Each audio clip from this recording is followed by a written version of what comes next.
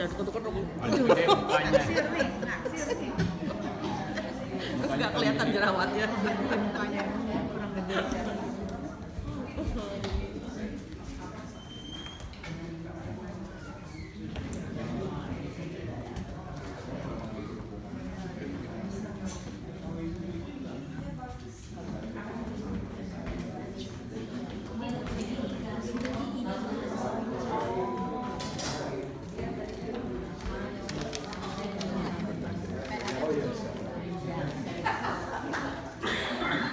Oke. Mari kita membuka kitab Bilangan pasal 32. Will you please turn your Bible to the book of Numbers chapter 32. Kitab Bilangan pasal 32, the book of Numbers chapter 32. Kita akan membaca mulai dari ayat 6 hingga ayat 19, and we are going to read from verse 6 to verse 19. Mari kita membacanya bersama-sama. 1, 2, 3. Jawab Musa kepada Bani Gad dan Bani Ruben itu, masakan saudara-saudaramu pergi berperang dan kamu tinggal di sini? Mengapa kamu hendak membuat enggan hati orang Israel untuk menyeberang ke negeri yang diberikan Tuhan kepada mereka? Demikian juga dilakukan bapa-bapamu ketika aku menyuruh mereka dari Kadesh Barnea untuk melihat-lihat negeri itu. Mereka berjalan sampai ke lembah Eskol, melihat-lihat negeri dan membuat enggan hati orang Israel, sehingga mereka tidak mau pergi ke negeri yang diberikan Tuhan kepada mereka. Maka bangkitlah murka Tuhan pada waktu itu, dan ia bersumpah bahwasanya orang-orang yang telah berjalan dari Mesir yang berumur 20 tahun ke atas tidak akan melihat negeri yang kujanjikan, dengan bersumpah kepada Abraham, Ishak dan Yakub. Oleh karena mereka tidak mengikut aku dengan sepenuh hatinya, kecuali Kaleb bin Yefune orang Kenas itu dan Yosua bin Nun, sebab keduanya mengikut Tuhan dengan sepenuh hatinya. Sebab itu bangkitlah murka Tuhan kepada orang Israel, sehingga ia membuat mereka mengembara di padang gurun 40 tahun lamanya, sampai habis mati segenap angkatan yang telah berbuat jahat di mata Tuhan. Dan sekarang kamu bangkit ganti bapak-bapakmu suatu kawanan orang-orang berdosa, untuk menambah lagi murka Tuhan yang menyala-nyala kepada orang Israel itu. Jika kamu berbalik membela dia, maka kamu akan lebih lama lagi dibiarkannya tinggal di padang gurun, dan kamu akan membawa kemusnahan atas seluruh bangsa ini. Tapi mendekatlah mereka kepadanya serta berkata, kami hendak mendirikan kandang-kandang kambing domba di sini untuk ternak kami dan kota-kota untuk anak-anak kami. Tapi kami sendiri akan mempersenjatai diri, dan dengan bersegera kami akan berjalan di depan orang Israel sampai kami membawa mereka ke tempatnya. Sementara itu anak-anak kami akan tinggal dalam kota-kota yang berkubu oleh karena penduduk negeri ini. Kami tidak akan pulang ke rumah kami sampai setiap orang Israel memperoleh milik pusakanya, sebab kami tidak mau menerima milik pusaka di seberang sungai Yordan sana, dan seterusnya. Apabila kami mendapat milik pusaka di seberang sungai Yordan di sini, di sebelah timur. Mari kita berdoa. Let us now pray. Terima kasih ya Tuhan Yesus, kami boleh membaca firman-Mu. Thank you Father in heaven. Thank you that we could read your word. Sekarang kami berdoa, jelaskanlah supaya kami mengerti firman-Mu. And now we pray, please explain this to us so that we will understand your word. Dalam nama Tuhan Yesus kami berdoa. In the name of Jesus we pray. Amen. Halaman 80 di selebaran yang ada di tangan saudara, page 80. In the hands up that you have. Permintaan Bani Gad dan Bani Ruben keluar dari niat baik, tetapi berpotensi menimbulkan masalah besar. Tambahkan kata besar. So the request made by the tribes of Gad and Reuben actually come out of goodwill, but potentially it could create a big problem. Bayangkan reaksi 10 suku lain tatkala mendengar permintaan mereka. Just imagine the reaction of the other tribes when they hear their request. Mungkin ada yang langsung menuduh mereka egois, hanya mementingkan diri. So perhaps there are people who will think that they are just being selfish. They only think about themselves. Mungkin ada pula yang tidak percaya, tambahkan kata percaya,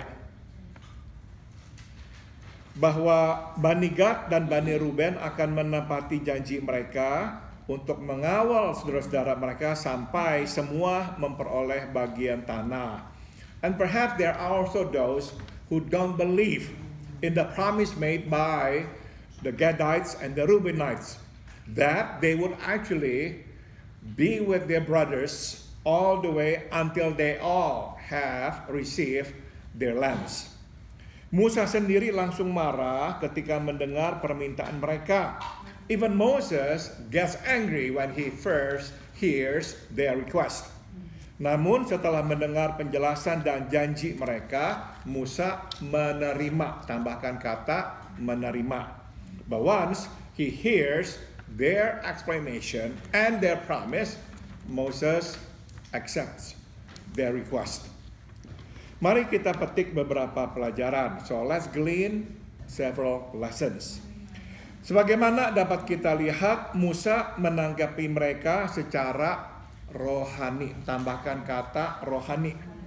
As we can see here, Moses responds to their request spiritually.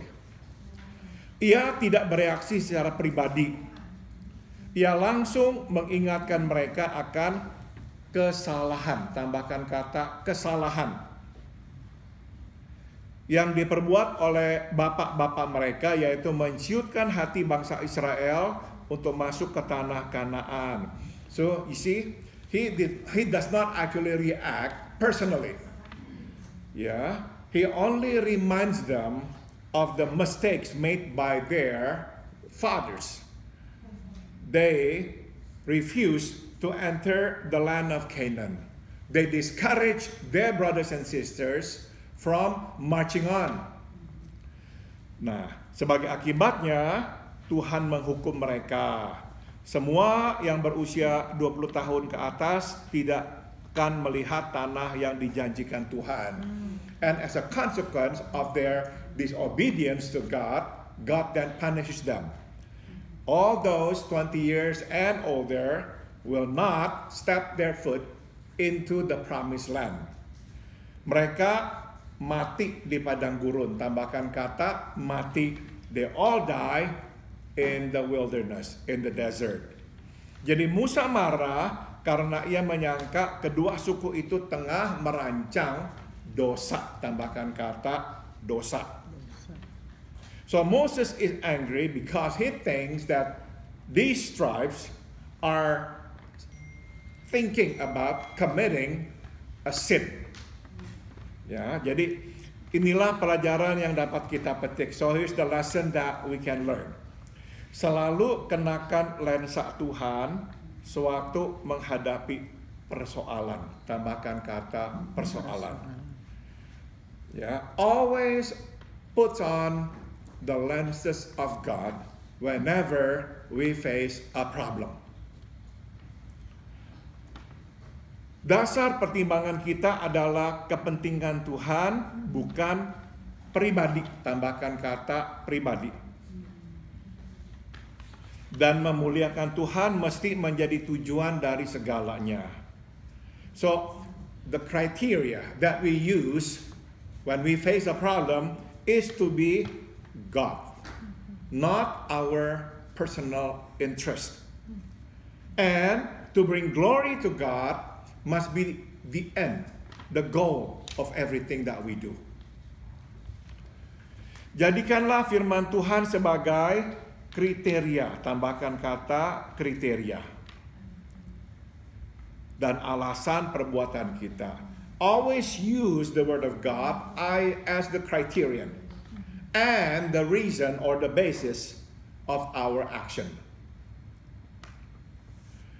Sewaktu orang melihat bahwa keputusan atau reaksi kita bukan demi kepentingan sendiri, melainkan kepentingan Tuhan, kalaupun mereka tidak sependapat, Setidaknya mereka tahu bahwa kita tidak bersikap egois. Tambahkan kata egois. When people see that our decision or our reaction is not to serve our personal interest, but the interest of God, even when there are disagreements among us, at least they know that we're not acting actually on our own behalf. We're not being selfish. Saudara, ini pelajaran penting sekali ya kita terapkan terutama di dalam bekerja sama. This lesson is really important for us to keep, especially when we work together with other people. Saudara, begitu orang mulai berpikir ya, kita ini berbuat sesuatu ya demi kepentingan kita sendiri, biasanya itu akan muncul masalah. You see, when people begin to think that we are doing this for our personal benefit or interest, there will be problems. Beberapa hari ini saya dan Santi menonton sebuah film berjudul Jesus Revolution. Ya, the past few days Santi and I have been watching this movie called Jesus Revolution. Ini tentang pelayanan dua hamba Tuhan di Southern California, pendeta Chuck Smith dari Calvary Chapel dan Lonnie Frisbee yang juga pernah terlibat di Calvary Chapel. Yeah, it's about two servants of God, Chuck Smith, the pastor of Calvary Chapel in Santa Ana, and also Lonnie Frisbee. Lonnie Frisbee was also involved in Calvary Chapel in Santa Ana, but he was also instrumental in the founding of another church called Vineyard in America. Nah, saudara, Lonnie Frisbee ini mantan hippie. Lonnie Frisbee was a former hippie. Jadi latar belakangnya itu narkoba dan juga kehidupan seksual yang immoral. So his background was drugs and also immoral lifestyle. Nah, saudara, dia bertobat dan menjadi hamba Tuhan, menginjili orang-orang sesama hippies. After his conversion, he begins evangelizing his fellow hippies. Dan pendeta Chuck Smith membuka pintu gerejanya menampung hippies-hippies ini. And Pastor Chuck Smith opened the door of the church to welcome these hippies. Saat itu saudara, gereja-gereja yang lain takut, nggak suka. Ya, karena lihat hippies rambut panjang semuanya, main gitar, nggak ada yang main organ lagi. Jadi mereka menolak. Other churches usually close their doors. But Chuck Smith opened the door. Nah, yang terjadi adalah Tuhan memberkati. What happened is God blessed them. Saudara, waktu mereka bergabung, hanya 40-50an orang yang berbakti di gereja itu. When they first joined the church, Lonnie Frisbee and his hippies friends, there were only about 40 to 50 people in the church. Dalam waktu beberapa minggu, 1000-an orang saudara berbakti di sana. But within weeks, over 1,000 people gathered to worship. Sehingga akhirnya mereka harus gunakan tenda, pindah. Yeah, so they moved to another location and they erected tent meeting ya. Nah, saudara, akhirnya mereka pecah. But at the end, Pastor Chuck Smith and Lonnie Frisbee split. Kenapa, saudara? Karena saat itu akhirnya muncul tuduhan bahwa Lonnie Frisbee ini yang dipakai Tuhan luar biasa menyembuhkan orang ya dan sebagainya, itu mementingkan egonya. Ya, but at the end of the day they split. Because in the beginning Lonnie Frisbee is used by God mightily to bring healings, and then manifesting the gifts of the Spirit. But at the end, Pastor Chuck Smith and other people begin to see that no. You are actually acting on your own behalf. You're thinking about your own ego. You're doing this for your own glory. Nah, saudara, cerita ini panjang lebar, tapi poinnya adalah akhirnya Lonnie Frisbee meninggalkan gereja itu dan hidupnya tambah hari tambah kacau. Ya, in the end, Lonnie Frisbee left the church, and then for many years he was drowned in sin. So everything that he did before he became a Christian came back. He did it again. Ya. Tapi ini yang saya mau tekankan jadinya. Penting sekali orang melihat kita ini murni. So it's important that people see that we are genuine. That we are doing this not for us, but for God. When they see that we are doing it for God, even though they disagree with us, at least it will not be a huge problem. Begitu banyak saudara-saudara yang tahu pelayanan-pelayanan juga di mana-mana, bukan hanya di Indonesia, di Amerika juga sama, berantakan, ribut dan sebagainya gara-gara ini, saudara. Akhirnya orang mulai berpikir, oh ini untuk kepentingan kamu, oh ini untuk kepentingan kamu. We have heard so many stories, both in America, in Indonesia, everywhere. People split up, churches split up, ministries split up. It usually begins with this. This is for your own interest, not for God. Jadi di saat orang mulai berpikir, kita nggak tulus. Ini untuk saya. Inilah awal dari perpecahan. The moment people begin to suspect that we are doing this for our own reason, our own selfish interest, that's it then. That's the beginning of a distrust, and that's the beginning of affliction. Tapi kita lihat di sini saudara-saudara, Musa hanya menceritakan tentang perbuatan bapak-bapak mereka yang berdosa. But we can see how Moses handled them. Moses, yes, he is angry. Yes, he reacts strongly. But he's not saying like, oh, you guys don't like me anymore. That's why you want to split apart. No, nothing to do with him.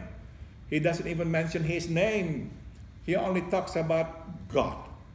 And he's afraid that God would be angry at them again for doing this, for rebelling against him, against God.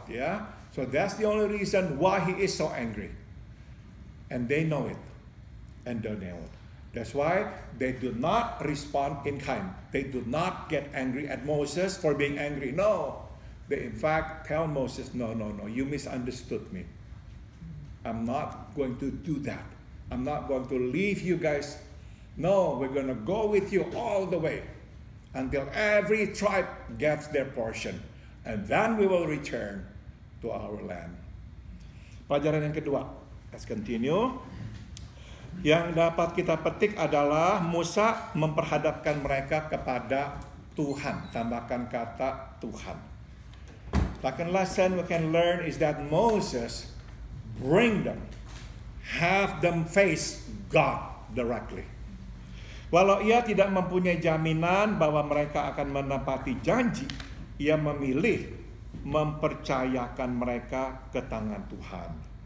It's true, Moses has no guarantee that these tribes, Reubenites and the Gadites, would keep their promise. No guarantee. But Moses chooses to entrust them in the hands of the Lord. Musa mengingatkan mereka bahwa mereka berurusan langsung dengan Tuhan. Moses reminds them that you guys are dealing directly with God. Mereka bukan hanya berjanji kepada Musa, tetapi juga kepada Tuhan. Moses basically saying, look, you are making this promise not to me. You're making this promise to God. Makanya dia berkata, tetapi jika kamu tidak berbuat demikian, sesungguhnya kamu berdosa kepada Tuhan. Dan ketahuilah bahwa dosamu itu akan menimpa kamu. Tambahkan kata menimpa. He says to them, if you don't keep your promise, you will sin against God. And notice, your sin will find you out.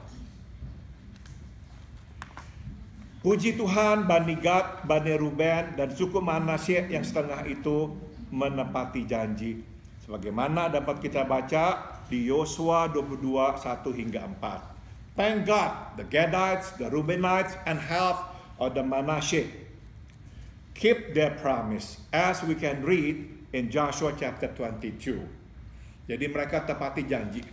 Setelah semua Israel mendapatkan tanah pusaka, baru mereka kembali ke tanah pusaka mereka. Ya, mereka baru pulang ke tanah pusaka setelah semua suku menempati, tambahkan kata menempati tanah yang dijanjikan Tuhan. They only return to their lands after all the tribes get their portion. Nah, jadi ini pelajaran yang kita mau petik ya. So it's the lesson that we can learn.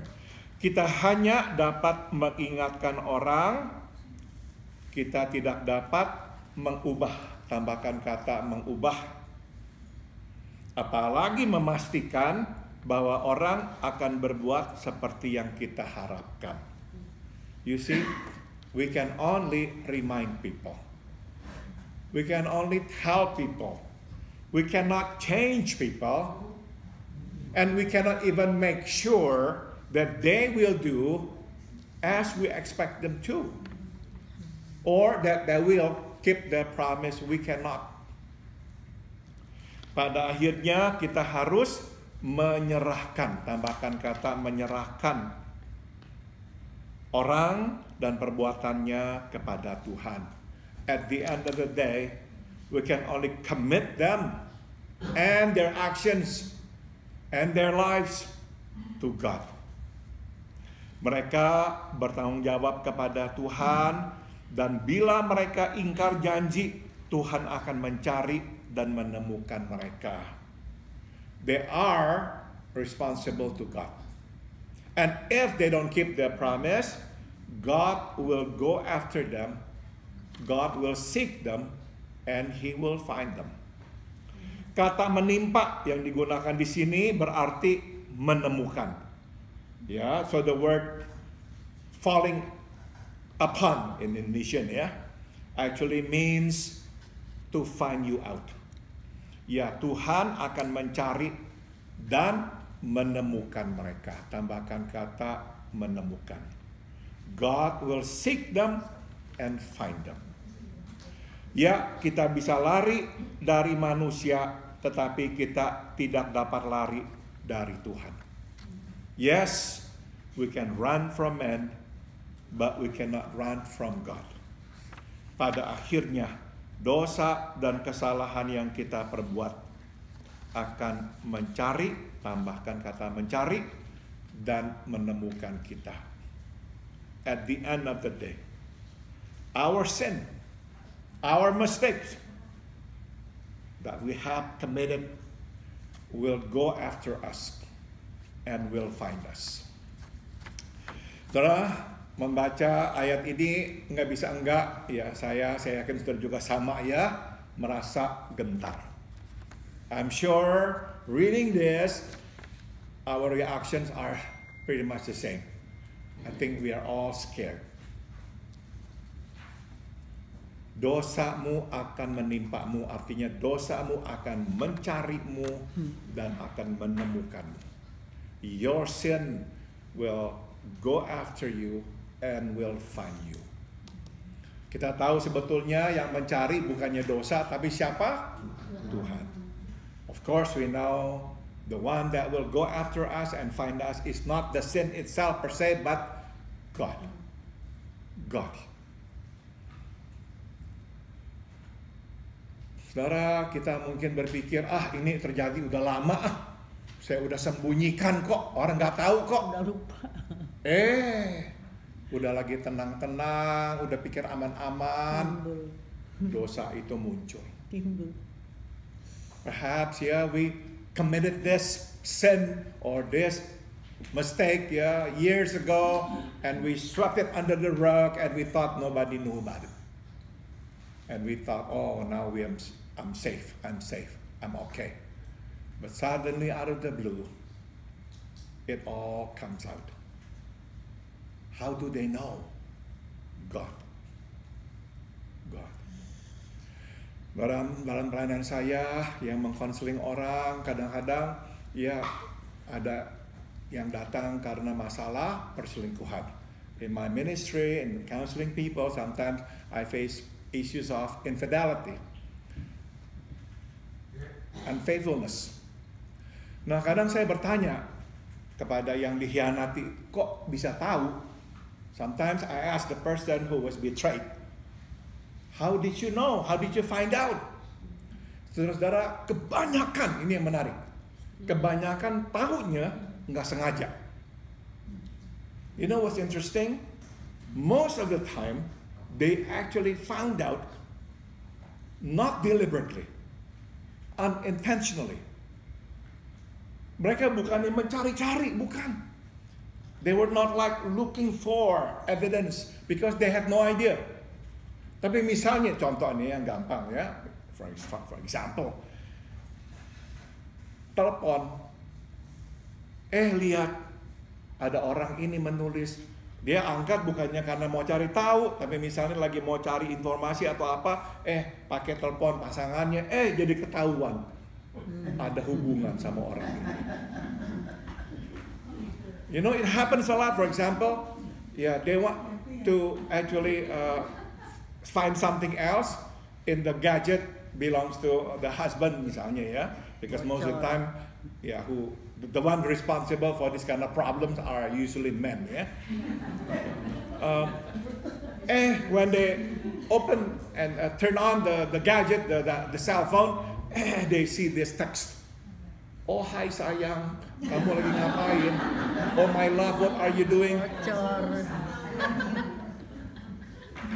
Saudara, saya akhirnya berkesimpulan, siapa tuh yang sebetulnya membocorkan rahasia? Tuhan. You got it. Who actually uncovered this secrecy, this affair? God. Ini saya dengar berkali-kali. I heard this so many times. Many of them found out not because they looked for it, but because it was revealed to them by God. Tuhan yang menyingkapkan itu kepada mereka. Ya, jadi kita dengan orang makanya akhirnya hanya bisa menyerahkan mereka kepada Tuhan. So at the end of the day, we can only commit them to God. We cannot change them. We cannot be with them 24 hours a day. We cannot constantly monitor them. No, we cannot. So at the end of the day, we just have to remind them, you will answer to God. Pada akhirnya kita hanya bisa berkata kepada orang, kamu harus nanti mempertanggungjawabkan semua ini kepada Tuhan. Kamu boleh berbohong kepada saya, kamu tidak bisa berbohong kepada Tuhan. You can lie to me, you cannot lie to God. Ya. Saya dalam pergumulan, waktu Santi sama saya bergumul, anak kami meninggalkan Tuhan, sangat dikuatkan sekali oleh kesaksian pendeta Greg Laurie. Yeah, when Santi and I were still struggling when one of our children moved away, turned against God, the testimony of Pastor Greg Laurie really encouraged us. Dia berkata begini, suatu anaknya meninggalkan Tuhan. This is what he said when one of his children also abandoned God. Dia berkata, kamu bisa lari dari saya, kamu tidak bisa lari dari doa saya. You can run from me, you cannot run from my prayer. Ya, artinya doa dan itu bersama Tuhan ya, Tuhan kita hadirkan. Mereka tidak bisa lari dari Tuhan. Nobody can run from God. Pelajaran terakhir yang dapat kita petik adalah di dalam Tuhan. Sesuatu yang tadinya berpotensi buruk justru dapat dipakai untuk mendatangkan kebaikan. Tambahkan kata kebaikan. The last lesson that we can glean is that in God, something that was potentially bad, it could create a huge problem, can be used by God to bring about that which is good. Keputusan mengizinkan Bani Gad, Bani Ruben, dan separuh Bani Manasye untuk menempati bagian timur sungai Yordan adalah baik. The decision to allow these tribes to settle on the east side of the Jordan River turned out to be a good thing. A good thing.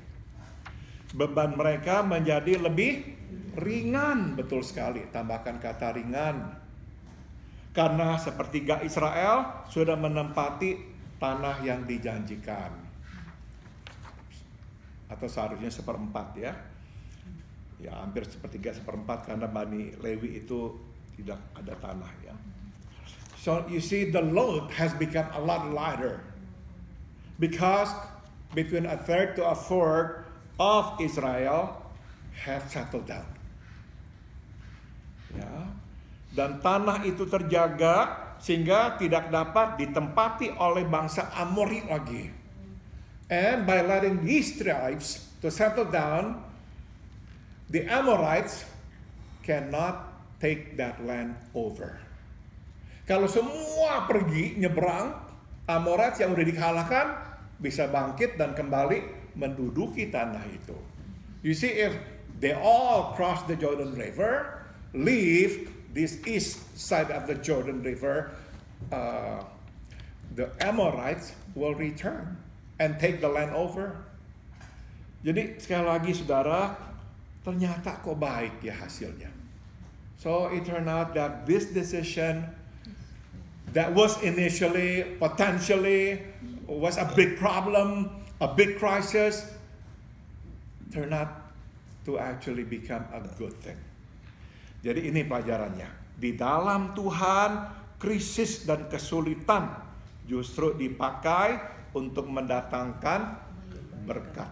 Tambahkan kata berkat dan kebaikan. In God, crisis, problems, difficulties are used to bring blessings and goodness to us. Ya. Saudara, makanya apapun yang manusia perbuat untuk menghilangkan, melenyapkan Injil tidak akan berhasil. Now we know, no matter what people have done or will do to suppress the gospel, it will not succeed. Because everything that people do, which create a crisis, a problem, will be used by God to bring about something good. Not something bad, something good. Ya, saudara, sewaktu negeri RRC Cina membuka pintu lebar-lebar tahun 18-an, 19-an, hanya sedikit orang menjadi Kristen di sana. Setelah negara RRC menutup pintu ya karena komunisme, justru orang Kristen bertambah. You see, when the doors were wide open in the 1800s, 1900s, there were only a few Christians in China.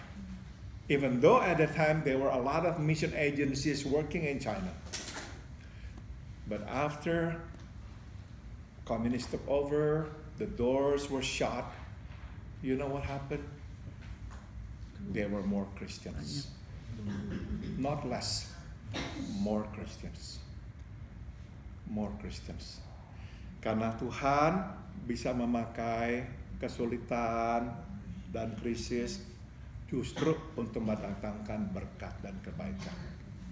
Yeah, because God can use crisis and problems to bring blessing and goodness to us. Sudah selesai? Ada pertanyaan atau komentar?